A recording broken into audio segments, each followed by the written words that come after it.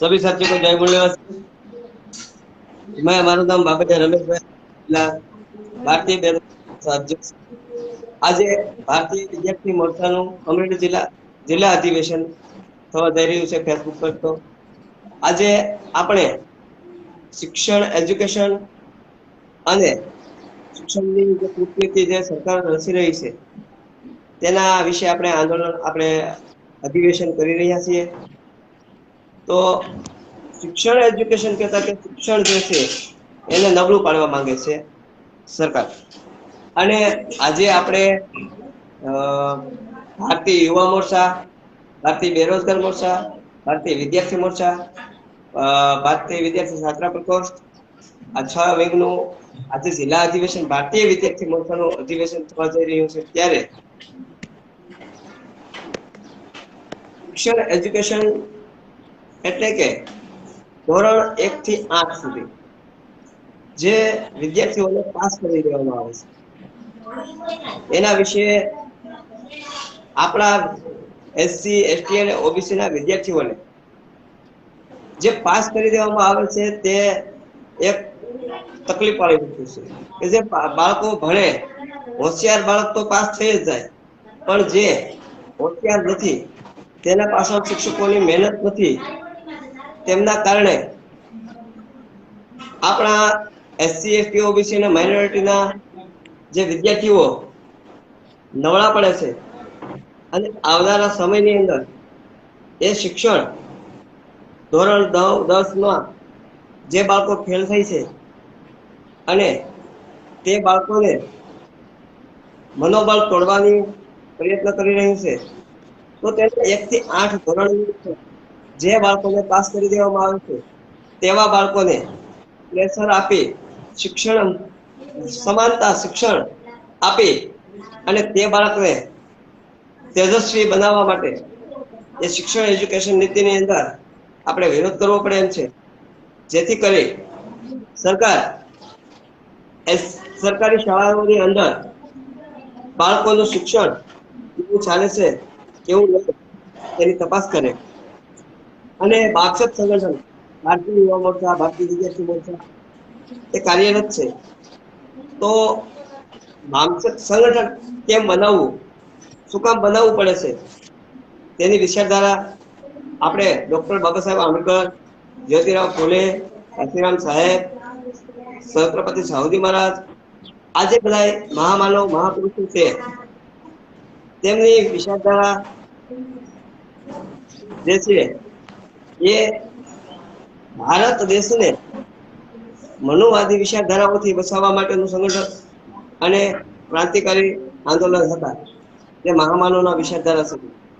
જેમ બાબા સાહેબે આપણને શિક્ષણ મેળવવાનો હક અધિકાર બાબા સાહેબે આપ્યો સંવિધાનની અંદર, તેમ જ્યોતિરાવ ફૂલે, સાવિત્રીબાઈ ફૂલે જેને શિક્ષણ પ્રાપ્ત કરવા માટે એસસી એસટી ઓબીસી ના 1857 ની અંદર જે સાવિત્રીબાઈ ફૂલે શિક્ષણનો હક અધિકાર અપાવ્યા, જ્યોતિબા ફૂલે અપાવ્યા, એના વિશે આંદોલનો કર્યા।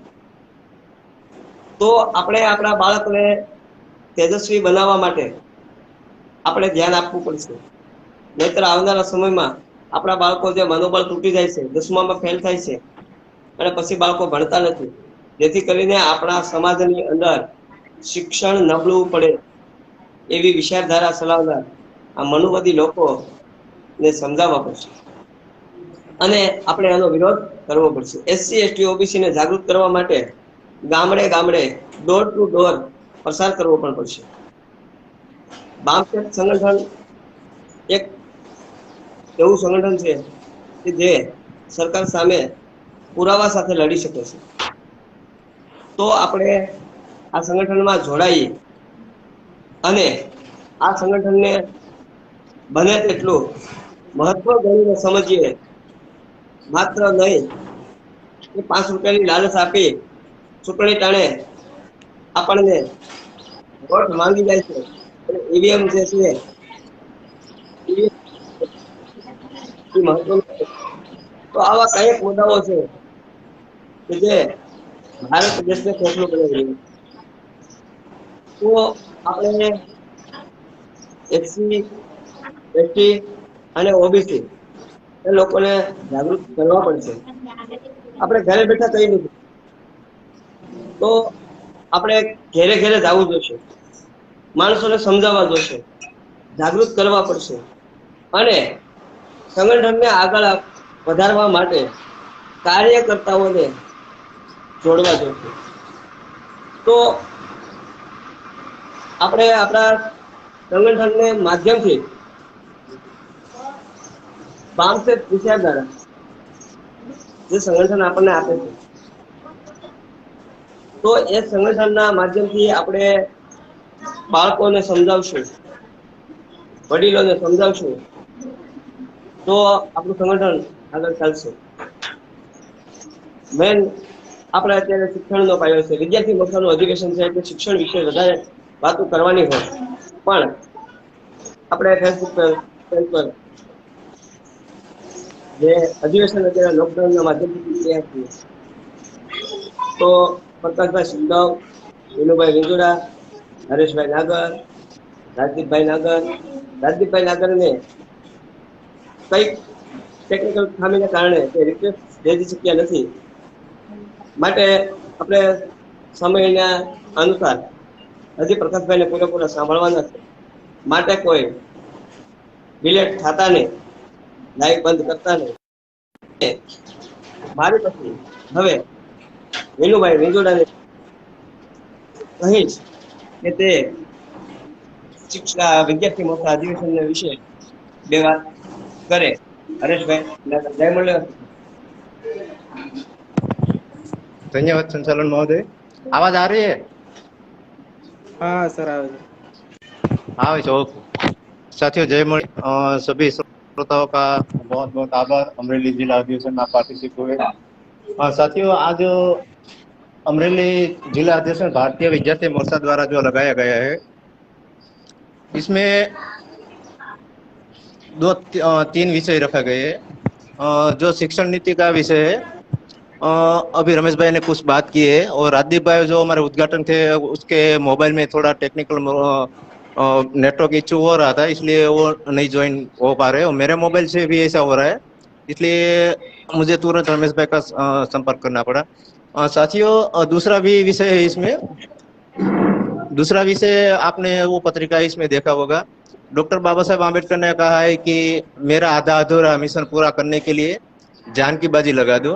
तो साथियों मैं इस विषय पर कुछ चर्चा करना चाहता हूँ। साथियों अभी जो विद्यार्थी है इसमें आप देखिए नई शिक्षण नीति जो है वो बहुत खतरनाक बनाई गई है सरकार के द्वारा। अभी वो विद्यार्थी पढ़ेंगे लेकिन आगे जाकर वो कुछ नहीं कर पाएंगे, ऐसी शिक्षण नीति बनाई है। वो हमारे भारतीय बेरोजगार मोर्चा के अध्यक्ष माननीय प्रकाश भाई सिंधव है, वो इस पर चर्चा करेंगे, लेकिन मैं वो दूसरा विषय है उस पर ही थोड़ा बात करना चाहता हूँ। डॉक्टर बाबा साहेब आम्बेडकर ने कहा था कि मेरा आधा अधूरा काम पूरा करने के लिए जान की बाजी लगा दो। अगर विद्यार्थी पढ़ेगा आगे तो जाएगा और डिग्री भी हासिल करेगा, लेकिन वो नौकरी के लिए दर दर भटकता रहेगा। फिर उसे ऐसा लगता है कि यार मुझे कोई टॉर्चर तो कर रहा है, लेकिन उनको ये समझ में नहीं आता कि यार ये मेरे साथ क्या हो रहा है। तो क्या होता है कि वो ऐसा सोचता है कि मेरे मम्मी पापा ने कितना पढ़ाया, मुझे कितना खर्चा किया, मेहनत मजदूरी करके, फिर भी मुझे अभी नौकरी नहीं मिल रही है। तो ऐसी नौबत आती है साथियों कि उनके दिमाग में बुरे बुरे ख्याल आने लगते हैं कि अभी क्या करे क्या नहीं करे। इसी में वो सुसाइड करने का भी सोच सकते हैं। ऐसी शिक्षण नीति है। साथियों डॉक्टर बाबा साहेब आम्बेडकर ने भी ऐसा कहा कि मुझे पढ़े लिखे लोगों ने धोखा दिया है। तो आप सबसे मैं एक गुजारिश करता हूँ, अगर ये जो ताना है हमारे ऊपर कि पढ़े लिखे लोगों ने धोखा दिया है, तो आप विद्यार्थी है, आपको अभी से आपके पास कौन सा ज्ञान होता है कि पाठ्य पुस्तक वाला ज्ञान होता है, वो तो ठीक है, लेकिन सामाजिक ज्ञान होना जरूरी है कि ये सामाजिक ज्ञान लेने के लिए क्या करना पड़ता है कि जो ये भारतीय विद्यार्थी मोर्चा अमरेली जिला नहीं पूरा राष्ट्र में चल रहा है, गुजरात में भी नहीं, देशव्यापी संगठन है भारतीय विद्यार्थी मोर्चा। इसमें आप ज्वाइन होगे तो आपको पता चलेगा कि ये सामाजिक ज्ञान क्या है। डॉक्टर बाबा साहब आम्बेडकर ऐसा कहते थे कि पढ़े लिखे लोगों ने धोखा दिया, और डॉक्टर बाबा साहब आम्बेडकर वो भीमा कोरेगांव जाते थे जो हमारे शूरवीरों को नमन करने के लिए। लेकिन तब तो हमें पढ़ने का अधिकार भी नहीं था, तो वो तो अनपढ़ लोग थे। हमारे 500 शूरवीर थे मार उस वहां पर वो किला लगा है, वहां डॉक्टर बाबा साहब आम्बेडकर जाते थे और उनको सलामी देते हैं। क्यों उनको क्यों सलामी देते हैं, पढ़े लिखे लोगों को नहीं देता है?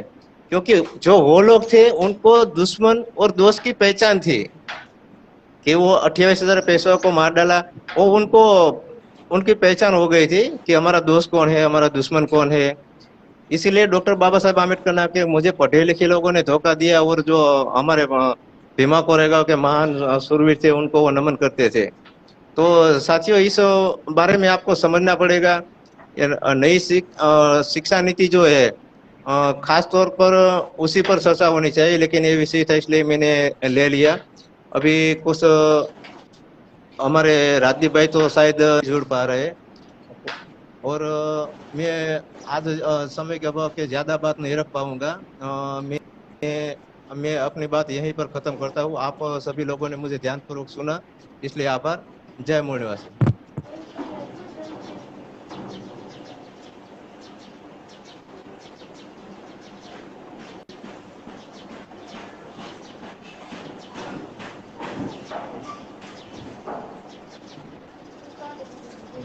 धन्यवाद।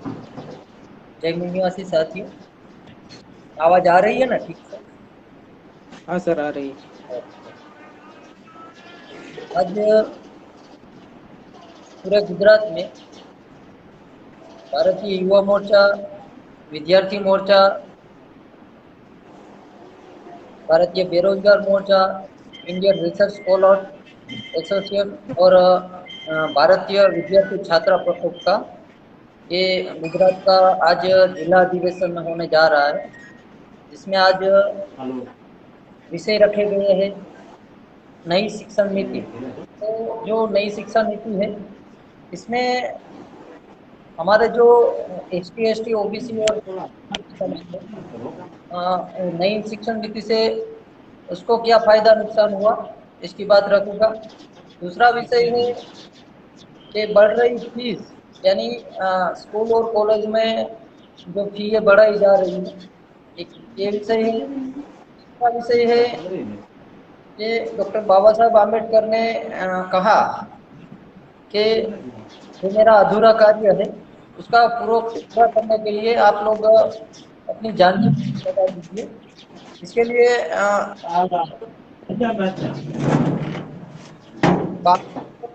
जैसे संगठन है वो युवा विद्यार्थी बेरोजगार को भी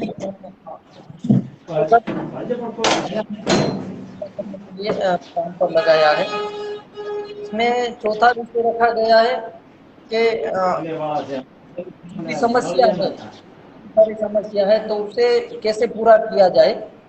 तो इस विषय पर आगे के वक्ता जो भी साथी जुड़े और जिस साथियों ने अपनी बात रखी उस साथियों का भी आभार धन्यवाद करता हूँ। और संचालन कर रहा है हमारे महोदय साथी का भी आभार व्यक्त करता हूँ। अभी नए नए ट्रेंड हो रहे हैं, लेकिन समय रहते सभी लोग सीख जाएंगे। तो आप सभी साथी जो देख रहे हैं उसको भी एक रिक्वेस्ट है कि इस वीडियो को ज़्यादा से ज़्यादा शेयर कर दीजिए, ताकि जो हमारी बात है हमारे लोगों तक पहुंचा सके। इसके लिए कार्यक्रम ऑनलाइन लगाया गया है अमरेली जिला पर। तो अभी मैं बात रखूंगा। आवाज ठीक से आ रही है ना? हाँ सर, आ रही है। देखिए ना व्यवस्थित। तो जो नई शिक्षा नीति है उसमें क्या क्या बदलाव हुए हैं। सबसे पहले तो इसमें जो 8वीं कक्षा थी आठवीं कक्षा तक जो भी बच्चे पढ़ाई कर रहे थे, हम लोग भी कर रहे थे, तो उसको जब पहले दूसरे में तीसरे में इस तरीके से 4 5 में जा रहे थे, तो जो वीक विद्यार्थी होता था, जो वीक रहता है कोई भी, तो उसको फेल किया जाता था। लेकिन ये 8वीं क्लास तक किसी भी विद्यार्थी को फेल नहीं किया जाएगा। यानी आपको, आपका बच्चा अगर अ, कुछ भी पढ़े ना पढ़े, 8वीं क्लास तक उसको पास ही कर दिया जाएगा। तो ये बात गंभीर है कि जब आपका बच्चा कितना कमजोर है, कितना स्ट्रोंग है, और इसकी जानकारी आपको नहीं मिल सकती है। तो एक चीज ये हुई है, और एक हुई है कि 8वीं कक्षा तक यानी जो इंग्लिश मीडियम था उसको हटाकर केवल इंग्लिश को सब्जेक्ट ही रखा गया है। यानी आप लोग सोचे कि आज अ, कोई भी कंट्री है, कोई भी देश है, उसको अगर आगे बढ़ाना है, तो जो इंग्लिश जो नेशनल लैंग्वेज है, यानी इंग्लिश जो लैंग्वेज है वो 100% चाहिए। लेकिन अगर ये 8 तक इंग्लिश लैंग्वेज ही नहीं रही, तो आपके जो तो अगर इंग्लिश मीडियम में बिठाया जाएगा, तो 10वीं में जाए तो वो फटाफट इंग्लिश बोल सकता है। लेकिन उतना प्रावधान नहीं देखे, तो क्या किया गया है कि उसकी जो लैंग्वेज रहती है, सब्जेक्ट की लैंग्वेज रहती है, उसको बढ़ावा दिया है। यानी हम तो मातृभाषा की तरीके से आगे किया जाएगा।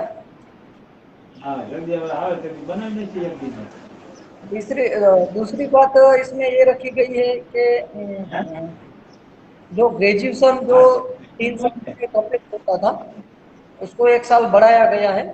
यानी 3 साल की जगह पर अभी 4 साल हो गए, और इसमें हर साल का आपको सर्टिफिकेट है वो दिया जाएगा। यानी 0 0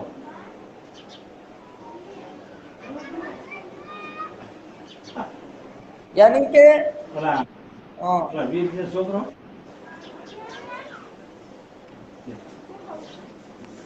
મોટો છોકરો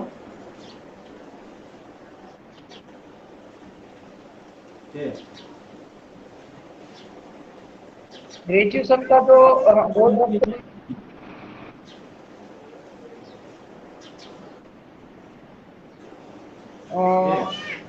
वो बोल नहीं रहेगा, और वो सोचेगा कि मैं फर्स्ट ईयर कंप्लीट कर लिया, तो अभी मुझे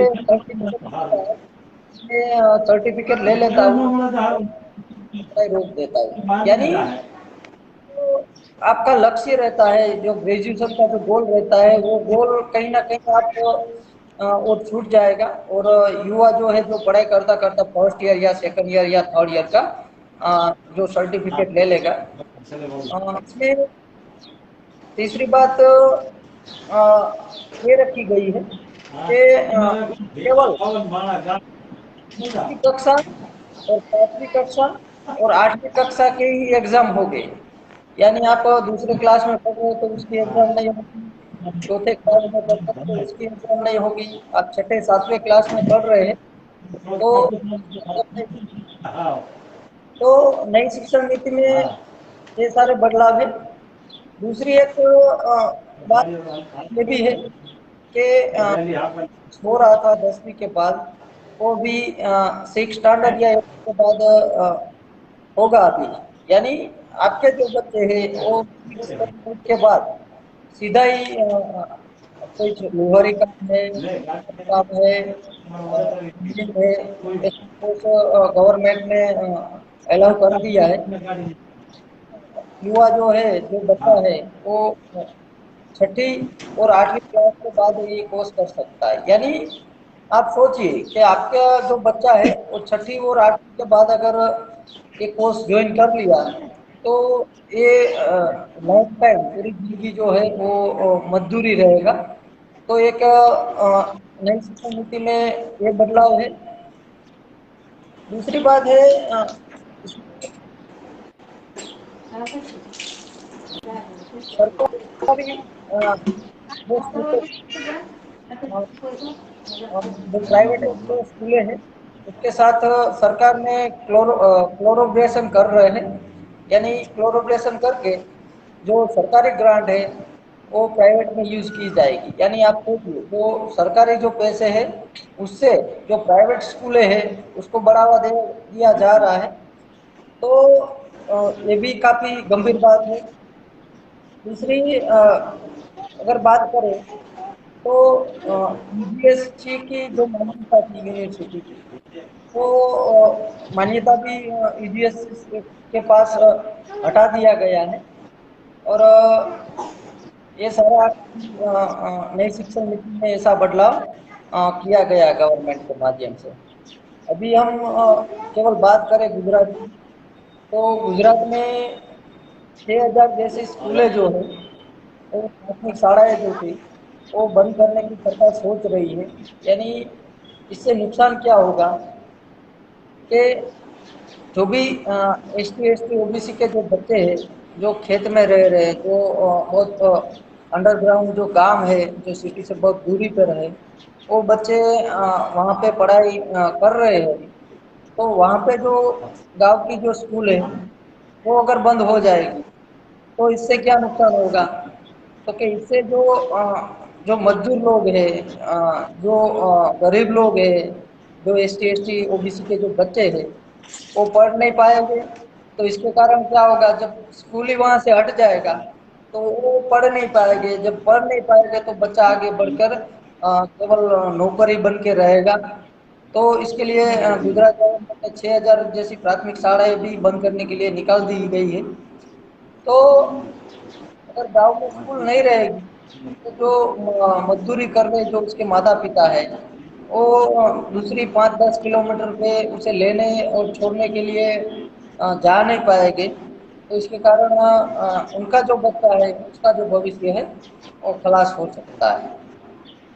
और अभी बात करें लेटर एंट्री की तो लेटर एंट्री में जो 320 की जो कलम थी जो संविधानिक है उसको साइड में करके सीधी भर्तियां जॉइंट सेक्रेटरी की सचिव की हो रही है सीधी भर्तियां। तो इसमें जो यूपीएससी की तैयारी कर रहे जो युवा है जो करोड़ों युवा है उसका कुछ सपना होता है कि मैं IAS बन जाऊंगा मैं यूपीएससी कंप्लीट कर लूँगा क्लियर कर लूँगा। लेकिन जो लेटर एंट्री है उसमें भी पिछले दरवाजा यानी पीछे के दरवाजे से इन लोगों ने दरवाजा ओपन कर लिया है और वहाँ से लेटर एंट्री से सीधी भर्तियां की जा रही है। 2019 में 8 जैसे जॉइंट सेक्रेटरी को भी लेटर एंट्री में लिया गया की लेटर एंट्री में ले लिया गया। यानी आप सोचिए ये कितना गंभीर मामला है जब आपका बच्चा जो है वो यूपीएससी की तैयारी कर रहा है और आप मजदूरी करके उसे पढ़ा रहे हैं पूरा ध्यान दे रहा है मेहनत कर रहा है लेकिन वहाँ पे सीधी पिछले दरवाजे से सीधी भर्तियां हो रही है। यानी 320 की जो कलम है उसको इग्नोर करके ये संविधानिक विरोधी कार्य ये लोग कर रहे हैं अभी। अभी RTE के ऊपर बात करने रखूंगा कि RTE क्या है।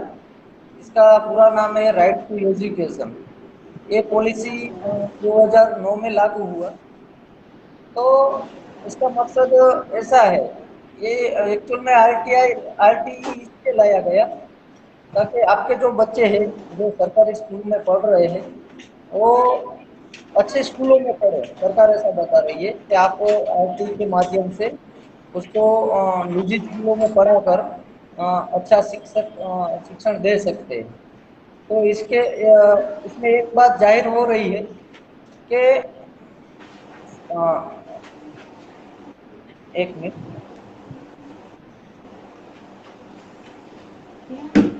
आवाज आ रही है ना?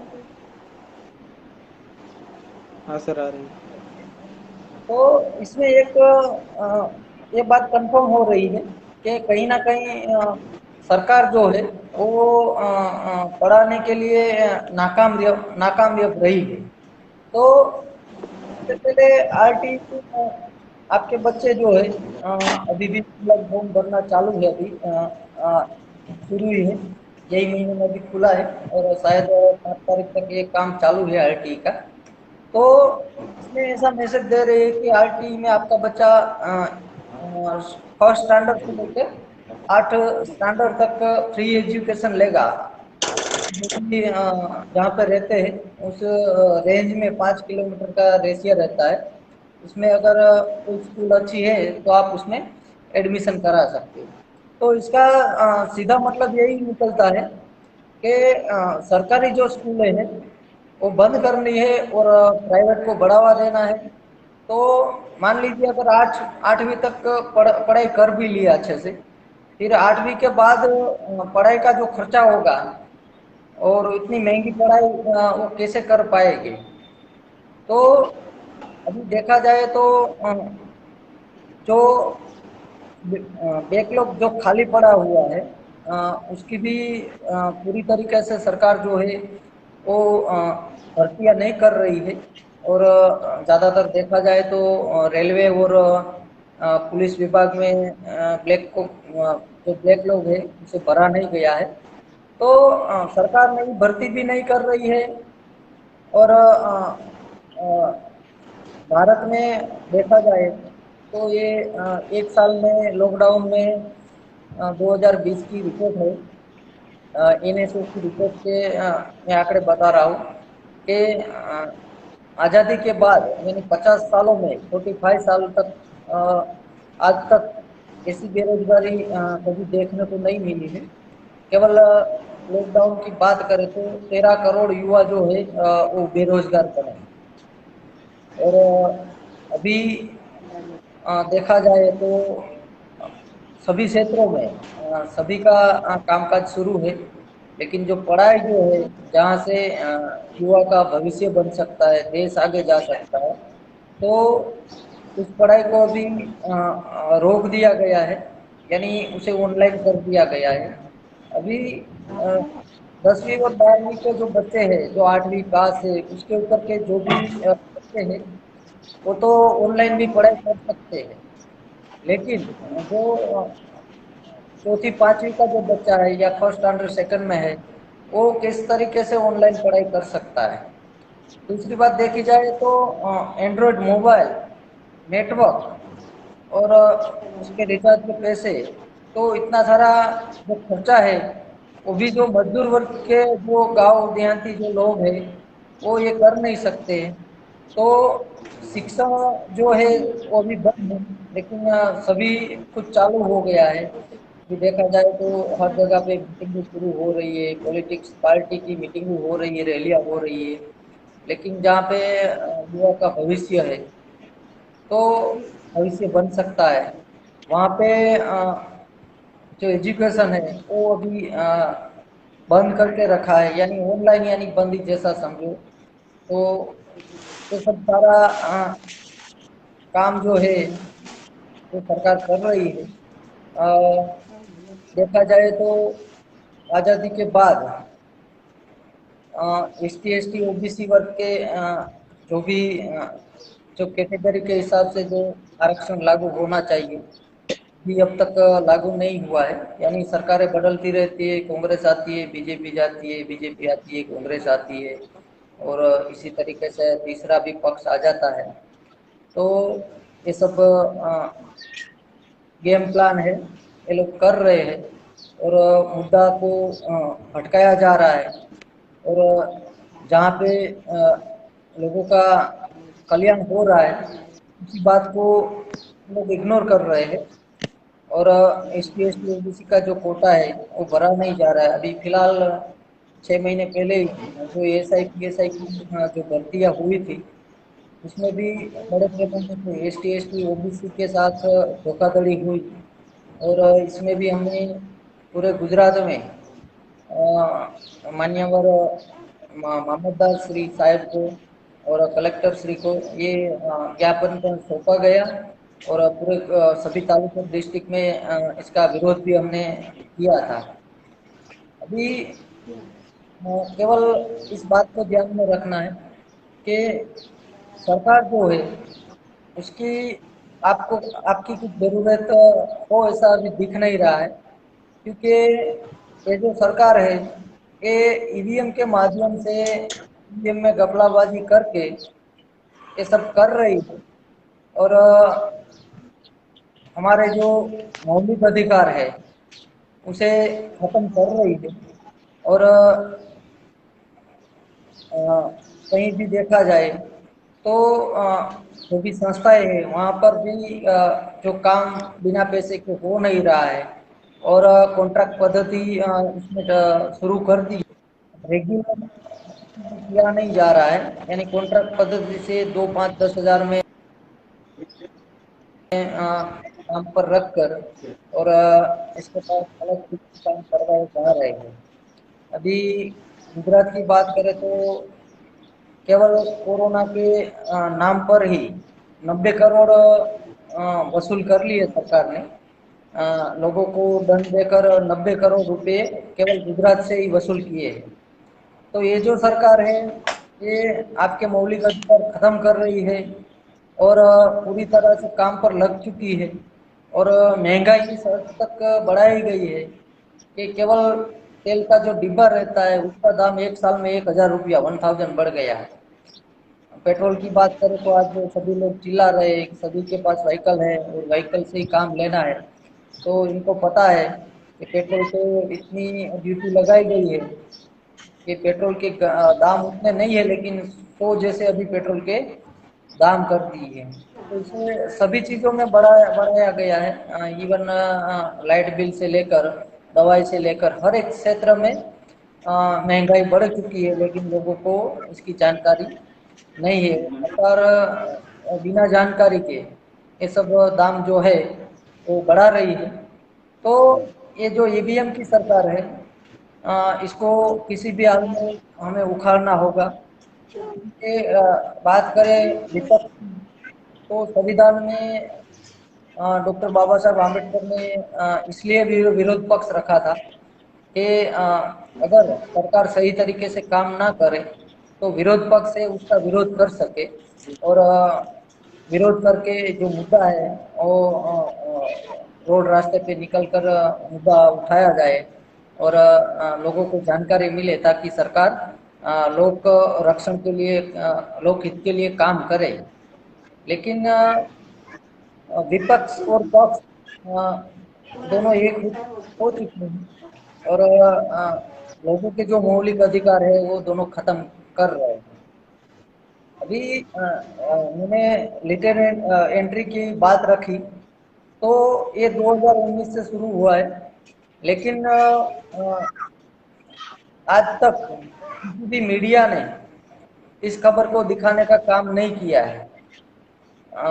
हम लोग सोशल मीडिया के माध्यम से आपको ये जानकारी दे रहे हैं, लेकिन ये काम मीडिया का है कि देश में ऐसा ऐसा हो रहा है। लेकिन मीडिया भी कहीं ना कहीं केवल सरकार के इशारों पर ही काम कर रही है और उनकी जो बातें हैं, जो अच्छी बातें हैं, वही पॉजिटिव पॉइंट दिखाकर लोगों को गुमराह करने का काम मीडिया भी पूरी हद तक कर रही है।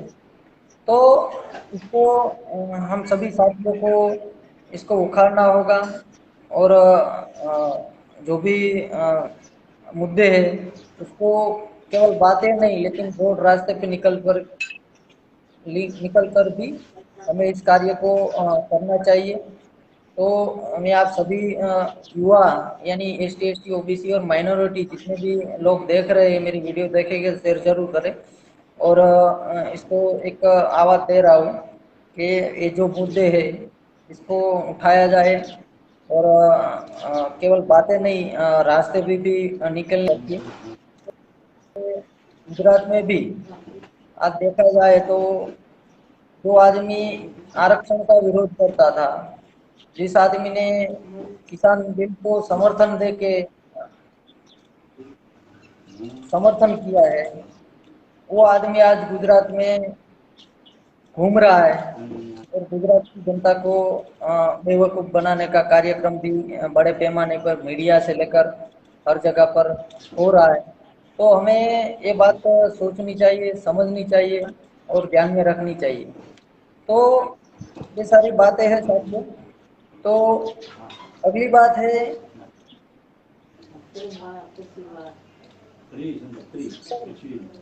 फी में बढ़ोतरी। यानी आज अगर आपका बच्चा है या आपको खुद को एमबीए करना है, डॉक्टर बनना है, तो उसके लिए मिनिमम 1 करोड़ रुपया मिनिमम चाहिए। उतनी फीस महंगाई उतनी फीस बढ़ाई गई है। और भर्ती के नाम पर भी भर्ती बाहर पड़ती है तो ऑनलाइन आपके एक फॉर्म के 500 रुपये लिए जाते हैं। आप सोचिए कितने, केवल 3,000 भर्ती में 3 लाख लोग एप्लीकेशन करते हैं। यानी बेरोजगारी इतने बड़े पैमाने पर है। ये जो बेरोजगारी है वो पढ़े लिखे लोगों पर ज़्यादा दिखाई दे रही है। अभी इंजीनियर को लेकर एमबीए जैसे भी स्टूडेंट है वो 15-15 हज़ार में, अभी 10-15 हज़ार में नौकरियां कर रही है, नौकरी है नहीं। बैंक क्षेत्र है, उसको भी मर्ज करके बेचने का कार्यक्रम शुरू है। और अभी रेलवे से लेकर काफ़ी एयरपोर्टों से लेकर काफ़ी सारी चीज़ें हैं वो जो सरकार है आरएसएस की उसने बेच डाली है। और अभी जो बचा कुचा है उसे भी बेचने के लिए निकाल दिया है। अभी आरटीओ जो है वो भी प्राइवेट होने वाला है। यानी फिर वो जब प्राइवेट होगा तो जैसी भी वसूली करनी चाहे वसूली हो सकती है। तो ये सब निजीकरण हो रहा है। दूसरी बात है, अगला विषय है कि बाबा साहब का कार्य क्या अधूरा है और डॉक्टर बाबा साहेब आम्बेडकर ने क्या संदेश दिया है। सबसे पहले तो मैं बाबा साहब की बात करना चाहूँगा कि डॉक्टर बाबा साहब जो उन्होंने जो आंदोलन चलाया वो फुले साहब और पर जो आंदोलन चल रहा था उसको आगे बढ़ाने के लिए डॉक्टर बाबा साहब आम्बेडकर ने उस कारवा जो है उसको आगे बढ़ाने के लिए बाबा साहब ने जीवन लगाया। तो भारत में वर्ण व्यवस्था शुरू की। जो वर्ण व्यवस्था थी उसके विरोध में गौतम बुद्ध ने आंदोलन चलाया और एक न्याय का संदेश दिया, समानता का संदेश दिया और मानव मानव में भेद नहीं होना चाहिए, ऐसा संदेश देकर गौतम बुद्ध चले और बहुत सारी कंट्री में भी चले गए। और गौतम बुद्ध के बाद अशोक से लेकर ज्योतिराव फुले जो थे, जो माड़ी समाज के थे, जो ओबीसी जाति से थे, तो उसने भी आंदोलन चलाया। और शिक्षा का जो अधिकार था वो जो महिलाएं थी उसको भी कोई अधिकार नहीं था, तो सबसे पहले ज्योतिराव फुले ने उसकी शुरुआत की। और जो भी शूद्र अतिशूद्र थे उसको अधिकार देने के लिए ज्योतिराव फुले ने आंदोलन चलाया पूरा जीवन। इसके बाद काफ़ी सारे हमारे महानायक भी आंदोलन में शामिल थे, शिवाजी महाराज, संभाजी महाराज, इन सभी लोगों ने आंदोलन चलाया। इसके बाद बाबा साहब ने ये कमान संभाली और बाबा साहब ने जो भी उनके अधूरे कार्य थे वो पूरा करने के लिए अपनी पढ़ाई की और इसको संवैधानिक तरीके से लागू कर दिया। जो 50% आरक्षण जो हमें साहू महाराज ने दिया था, उसी आरक्षण को संविधान में दायरे में रखकर बाबा साहब ने ये सब बातें एसटी, एसटी, ओबीसी और माइनॉरिटी को बाबा साहब ने दिया। तो उसके बाद बाबा साहब का कार्य क्या अधूरा रह गया है। तो बाबा साहब का जब पहला जन्मदिन दिन मनाया गया, जब बाबा साहब जीवित थे, तभी बाबा साहब उस जगह पर गए। जन्मदिन पर बाबा साहब ने मैसेज भी दिया कि मेरी केवल जय जयकार करने से या मेरी मृत्यु बनाने से मेरा जो काम है वो काम पूर्ण नहीं हो सकता है। इसके लिए हमें जो आपका जीवन है वो ये कार्य जो है जो अधूरा है, जो एसटी एससी ओबीसी के माइनॉरिटी के जो बच्चे हैं उसको पूरी तरीके से अधिकार दिया जाए और उसको जोड़ा जाए। ये कार्य जो अधूरा है उसे पूरा करने के लिए युवाओं को खास मैसेज दिया गया है कि पूरी जान की बाजी लगा देनी चाहिए।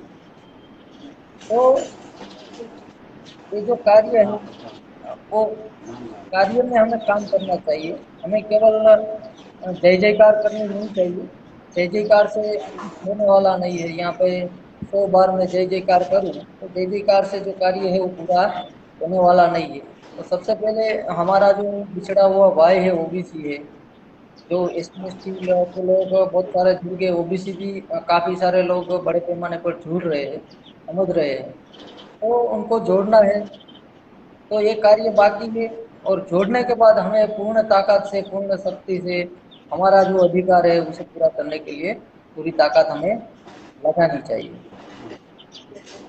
इसके बाद का जो विषय है, अ, किसी भी समस्या, यानी समस्या बहुत सारी रहती है। किसी को मूछ रखने नहीं दिया जाता है, किसी को घोड़ी पे बिठा बैठने नहीं दिया जा रहा है, किसी को गटर की समस्या है, किसी को और चीज की समस्या है। तो समस्या बहुत सारी है, लेकिन और ये सब जो समस्या है वो देशव्यापी है। तो आपके गांव में या केवल आपके यहाँ भी ये समस्या नहीं है। तो ये जो समस्या है वो पूरे राष्ट्र में है, भारत लेवल पर है। भारत में देखा जाए तो भारत देश सबसे करता है यहाँ अ, जो पद है वो दिया जा रहा है। तो जो समस्या है वो देशव्यापी है, तो संगठन भी देशव्यापी होना चाहिए। तो हम लोग छोटे छोटे जो संगठन है शहरी गली के हैं, उसको बनाकर अगर हम समस्या का समाधान करना चाहे तो ये कभी समस्या का समाधान हो नहीं सकता है। तो इसके लिए अ, हमारे पास देशव्यापी संगठन भी होना चाहिए। और संगठन देशव्यापी होगा तब हमारी समस्या है जो राष्ट्रव्यापी होगी। तो राष्ट्रव्यापी होगी तो लोग जुड़ेंगे, जुड़ेंगे तो समस्या का समाधान होगा। आज़ादी में केवल 2 करोड़ लोगों ने आज़ादी ले ली थी, तो अभी हम लोग 15 करोड़ लोगों को जोड़ने की तैयारी कर रहे हैं। जिस दिन 15 करोड़ लोग जुड़ गए उस दिन हमें कोई रोक नहीं सकता है। तो अ, वामसिक जो संगठन है वो 43 ईयर से लगातार काम कर रहा है, लगा हुआ है इस पर। और हमें काफ़ी सारी अचीवमेंट भी कर लिया है। और बड़े पैमाने पर इसमें युवा भी जुड़ रहे हैं, विद्यार्थी भी जुड़ रहे हैं, बेरोजगार भी जुड़ रहे हैं, एडवोकेट लोग भी जुड़ रहे हैं, बिजनेसमैन जुड़ रहे हैं, शिक्षिकाएं जुड़ रही है, विद्यार्थिनी भी जुड़ रही है। तो ये सारे बासठ के 61 विंग है, ये इसलिए निर्माण किए गए हैं ताकि हम हर क्षेत्र में पहुंच सके और हर क्षेत्र के लोगों को हम जोड़ सके। और जोड़कर हम जन आंदोलन जो हमारा उद्देश्य है उसा उसे पूरा करने के लिए ये बासठ है वो देशव्यापी है, राष्ट्रव्यापी है। और हर जिले हर तहसील में इसके कार्यकर्ता देखने को मिलते हैं। 22 लाख गांव तक भी हमारा संगठन जो बाम से थे वो जा चुका है। तो इसलिए समस्या राष्ट्रव्यापी है, तो संगठन भी राष्ट्रव्यापी होना चाहिए। तो राष्ट्रव्यापी संगठन केवल मात्र बाम से थे, तो इसके लिए सभी साथियों को बाम से ज्वाइन होना चाहिए, ज्वाइन करना चाहिए। दूसरी बात है तो उसमें 2 लाख के संगठन है वो रजिस्टर किए हुए हैं। और बाकी के अनरजिस्टर्ड जो संगठन है वो भी काफी सारे हैं। फिर भी हमारी जो समस्या है उसका समाधान नहीं हो रहा है। तो इस बात को ध्यान में रखते हुए माननीय रावण मेहता साहब ने देखा कि कहाँ तो ये बहुजन क्रांति मोर्चा नाम का एक प्लेटफॉर्म तैयार किया। उस प्लेटफॉर्म में अगर कामसेप से अगर नहीं जुड़ना चाहते, अगर आपका कोई अलग संगठन है, तो बहुजन क्रांति मोर्चा जो है उसको प्लेटफॉर्म के तरीके से बनाया गया है कि हमारी जब भी मुद्दा आधारित हमें आवाज उठानी है, तो हम बहुजन क्रांति मोर्चा के माध्यम से अगर आवाज उठाएंगे तो हमारी पूरी ताकत होगी, पूरी शक्ति होगी और जो भी मुद्दा होगा उसे हम पूरी ताकत से कंट्रोल कर सकते हैं। तो इसके लिए बहुजन क्रांति मोर्चा का भी गठन किया गया है। तो आप सभी साथी अ, अगर हम संगठन से साथ जुड़े हुए हैं, तो आप बहुजन क्रांति मोर्चा में भी संपर्क में रहकर आप सहयोग कर सकते हैं। अगर आप अभी तक नहीं जुड़े हो तो हम सभी 78 जैसे विंग बन सकते हैं। आप किसी भी लाइन में हो तो उस नाम का संगठन हमारे पास अवेलेबल है बाम से। तो ये सारी बातें थी साथियों, आज को आपको ये मैसेज देना था कि संगठन है, कोई भी शक्ति है, वो कोई भी मशीनरी है, वो पैसे से कभी चलती नहीं है। तो आज वो मोबाइल पे लाइव भी, मोबाइल में भी नेट कराना पड़ता है, खर्चा लगता है। तो हर एक क्षेत्र में खर्चा होता है। तो इसलिए इतना बड़ा जो संगठन है तो चलाने के लिए भी संगठन को खर्चा लगता है।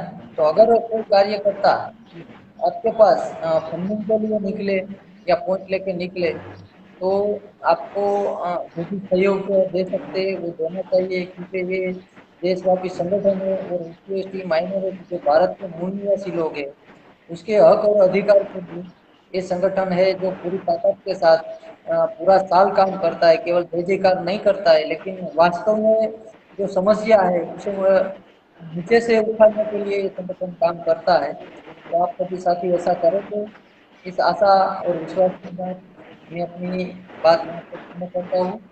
आप सभी साथियों ने मुझे सुना, इसके आभार, धन्यवाद। और मुझे यहाँ पे अध्यक्षता के लिए इनवाइट किया, भी आप सभी साथियों का आभार करता हूँ और इस वीडियो को ज़्यादा से ज़्यादा शेयर करें। धन्यवाद।